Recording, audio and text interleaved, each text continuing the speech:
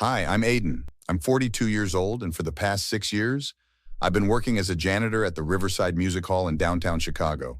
It's not glamorous, but it pays the bills and lets me be there for my son, Marcus, who's 9. His mom left when he was 3, just walked out one morning and never came back. So it's been just the two of us ever since. Dad, can we get pizza tonight? Marcus asked one evening as I picked him up from after-school care. Sure, buddy, but just one slice for you. You've got homework, right? Yeah, but it's easy, just math. He swung his backpack around. Mr. Peterson said I'm getting really good at fractions. That's my boy. Your mom was good at math too. I always tried to mention her in positive ways, even though it hurt. The best part of my job, late nights when everyone's gone home, I get to sit at the concert hall's Steinway grand piano. That's when I really come alive. I've been playing since I was 7, composing my own pieces since I was 15. But life had other plans. No money for music school. Then Marcus came along. Then his mom left. The dream died.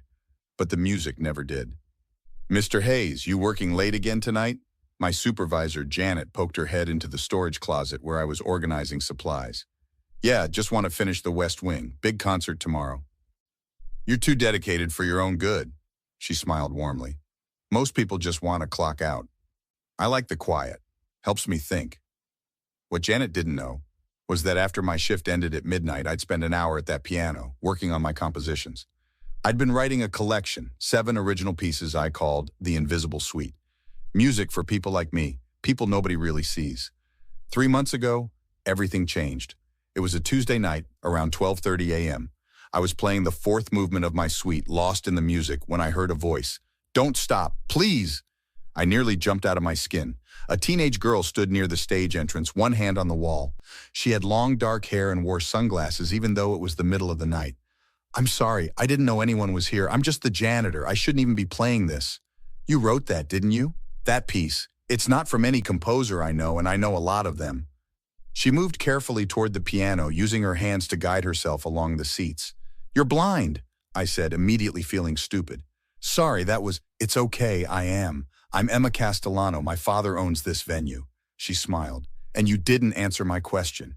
Yeah, I wrote it. It's part of a larger suite I've been working on. It's beautiful, haunting, like you're searching for something you lost. She found a seat in the front row. Play more. I played for an hour. Emma sat perfectly still, tears streaming down her face by the end. My father needs to hear this, she said finally. Richard Castellano, do you know who he is? Your father owns the venue, that's all I know. He's also a music producer. He works with composers, gets their work performed, recorded. Aiden, it is Aiden, right?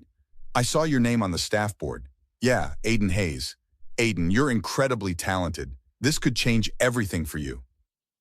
Emma, I'm a janitor with a 9-year-old son. I can't just meet with him, please. Tomorrow, I'll arrange it. Her excitement was contagious. This is real, Aiden. Your music deserves to be heard. I went home that night feeling something I hadn't felt in years. Hope. The next evening, I met Richard Castellano in his private office at the venue. He was tall, silver-haired, wearing a suit that probably cost more than 3 months of my salary. Mr. Hayes, Emma hasn't stopped talking about your music. She has an exceptional ear, perfect pitch actually. If she says you're talented, I believe her. Thank you, sir. I appreciate you taking the time to meet with me. Play something for me. Emma said you have a full suite? I sat at the upright piano in his office and played 3 movements. When I finished, Richard was silent for a long moment. Extraordinary. Raw, but extraordinary. He leaned forward. I want to produce your work, Aiden. Get it recorded, performed. But I need the complete compositions, all your written scores, recordings, everything. Can you provide that? I have everything digitally and written out. I've been meticulous about it. Perfect. Bring everything to me tomorrow. We'll draw up contracts, discuss arrangements. This is going to change your life. I practically floated home. Marcus noticed immediately. Dad, why are you smiling so much? You look weird. Something good happened at work, buddy. Something really good. But 2 weeks later, my best friend David called me, his voice shaking with anger. Aiden, are you listening to classical radio right now? No, why? Turn it on. Station 94.7, right now. I switched on the radio and my blood ran cold. It was my music, the 2nd movement of my suite. But the announcer was saying, That was the premiere of Richard Castellano's new composition, Sweet in Silence, performed by the Chicago Symphony Orchestra. Castellano's triumphant return to composing after a 15-year hiatus? David, that's my music. That's my music. He stole it. I know, I recognized it immediately from when you played it for me last year. Aiden, what did you do? What did you give him? I stormed into the music hall the next morning, still in my janitor's uniform, not caring who saw me. Emma was in the lobby talking to the stage manager. Aiden, congratulations.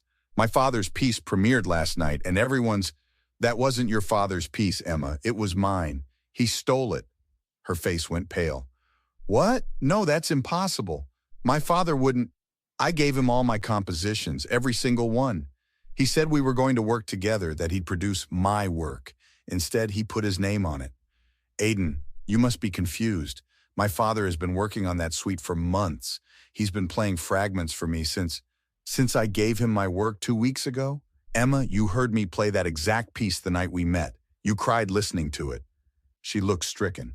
I need to talk to my father. So do I. Where is he? His office. But Aiden, please, there must be an explanation. My father isn't a thief. He's worked with dozens of composers. He's respected in this industry. I headed straight to Richard's office. He was on the phone, but hung up when he saw my face. Aiden, I was going to call you. You stole my music. You put your name on my compositions. I did no such thing. His voice was calm, almost amused. I composed that suite myself. Bullshit. I gave you everything, the files, the scores, everything. Did you? Because I don't see any record of that. Do you have proof you gave me anything? Did we sign any contracts, exchange any emails? My stomach dropped. He'd been careful. Everything had been verbal, handed over in person on a flash drive I'd foolishly let him keep. I have earlier versions on my computer, time-stamped files that prove I wrote it. Timestamps can be faked. Besides, who's going to believe a janitor over me? I've been composing for 30 years. You clean toilets. You son of a... Careful, Mr. Hayes. Threatening me would be very unwise. I could have you arrested, fired, maybe even investigated by Child Services. Does your son's school know how unstable you are? I felt cold fury replacing hot rage. You're threatening my son? I'm protecting myself from a clearly disturbed employee who's making wild accusations. Now get out of my office before I call security. I left, shaking with anger. In the hallway, I ran into Marcus's piano teacher, Sarah Mitchell. She taught at the community center where Marcus took lessons. Aiden, you look terrible. What's wrong? Sarah, I need to talk to someone who understands music. Can we grab coffee? It's urgent. At the cafe, I told her everything. Sarah listened intently, her expression growing darker.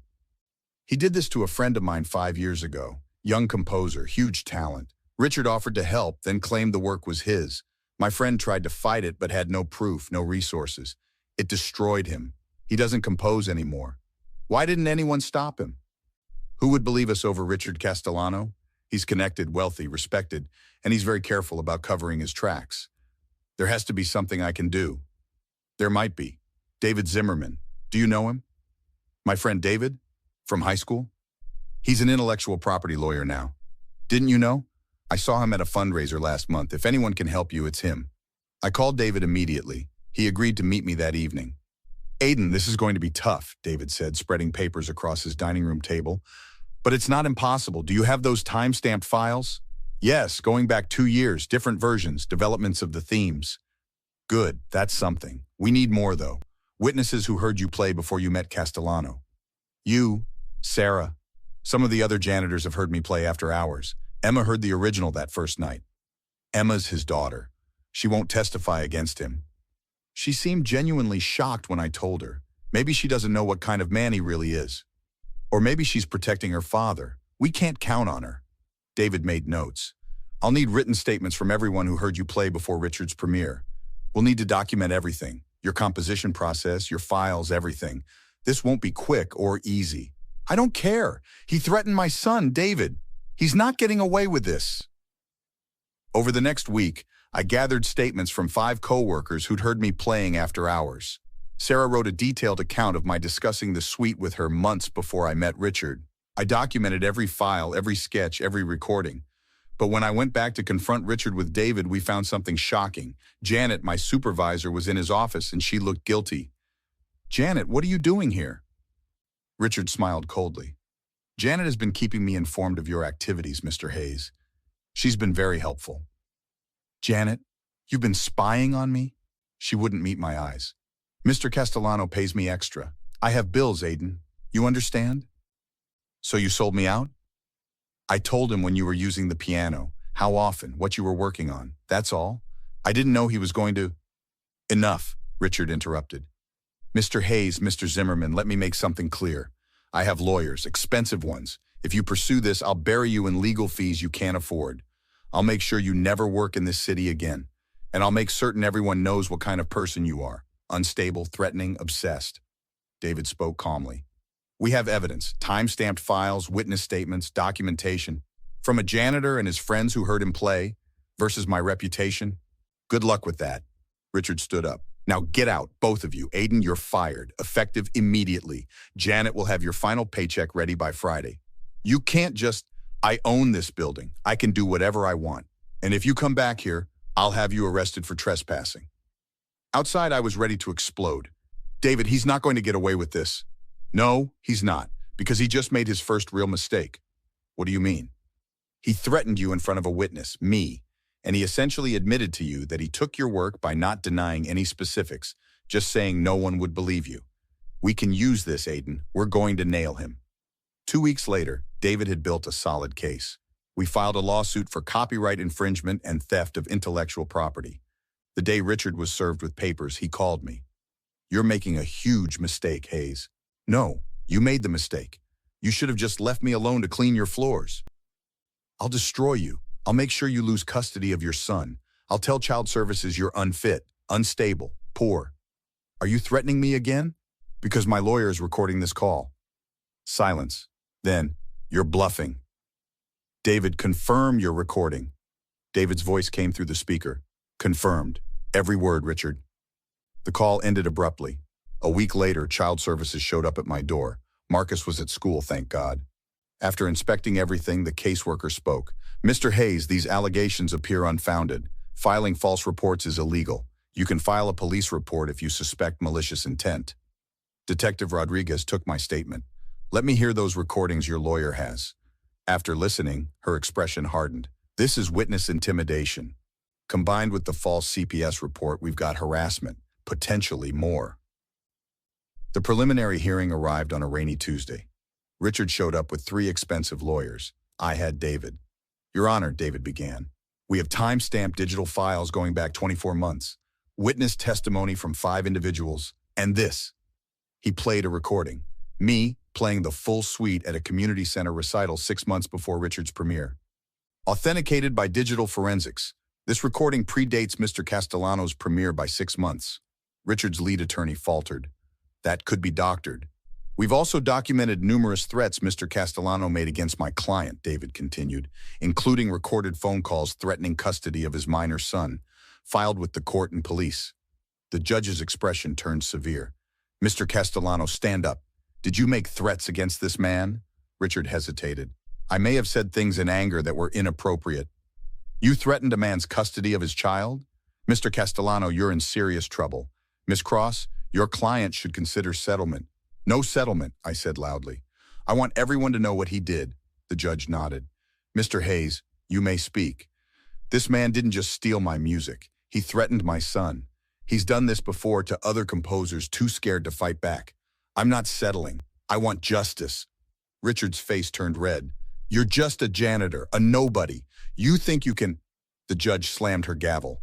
Mr. Castellano, one more outburst and I'll hold you in contempt. Here's what's going to happen, the judge continued. We're proceeding to trial. Mr. Castellano, if I find evidence of those threats or that false report, I'll refer this to the district attorney for criminal charges. As we left the courthouse, Richard confronted us on the steps. You're going to regret this, Hayes. He lunged at me, grabbing my jacket. I'll kill you. David pulled out his phone, recording as security rushed over. You're all witnesses. Assault and death threats. Richard's face went white as police arrived. That was stupid, David said quietly. That was incredibly stupid of him. Richard was arrested on the courthouse steps. The video showed everything. The grab, the death threat, security restraining him. The criminal charges changed everything. At the police station, Detective Rodriguez interviewed me. With the assault, the threats, the intimidation, we're building a strong case. Has he contacted you? No. His lawyer sent a message through David, but I declined. Good. Don't communicate with him at all. Richard took a plea deal. Probation, restraining order, community service, substantial fine. Word spread through the music community fast. Then Emma came to see me outside Marcus's school. She was crying. Aiden, please, just 5 minutes. Your father has a restraining order, Emma. You shouldn't be here. I know. I found everything. His files, computer, 3 other composers. He did to them exactly what he did to you. She sobbed. I didn't know. I'll testify. I'll tell them I heard you play that night, that I know it was your composition. I called David immediately. She wants to testify. She has documents, evidence of the other composers. This changes everything, Aiden. With Emma's testimony, Richard's case collapsed. His lawyers offered settlement, full acknowledgement that I was the composer, $500,000 in damages and public admission. Take it, David advised. You've won. What about the other composers? Emma's giving them evidence too. They can file their own suits. I met Richard at the settlement signing. He looked broken. I'm sorry, he said quietly. No, you're not. You're sorry you got caught. I wanted to be relevant again. When I heard you play, I saw a way back. So you destroyed me to save yourself? Yes. At least you're honest. I signed the papers. Stay away from me and my son. My career is over. Good. 2 months later, The Invisible Suite premiered at Orchestra Hall with my name on the program. Marcus sat front row next to David and Sarah. Emma was there too, having distanced herself from her father. After the standing ovation, Marcus ran up to hug me. Dad, everyone's clapping for you. Yeah, buddy, they are. The settlement money meant full-time composing, better school for Marcus, a nicer apartment. But the best part was the message from another composer Richard had stolen from. Thank you for fighting. You gave us courage. 3 more composers filed suits. Richard lost everything. His position, his company, his reputation. Some said I should forgive him, but I disagreed. Some people don't deserve forgiveness. Richard deliberately targeted me because he thought I was powerless. He was wrong. Have you ever had someone steal credit for your work? What did you do? Drop your stories in the comments below. And don't forget to like and subscribe for more real-life stories of standing up against injustice. Remember, you're never as powerless as someone wants you to think you are.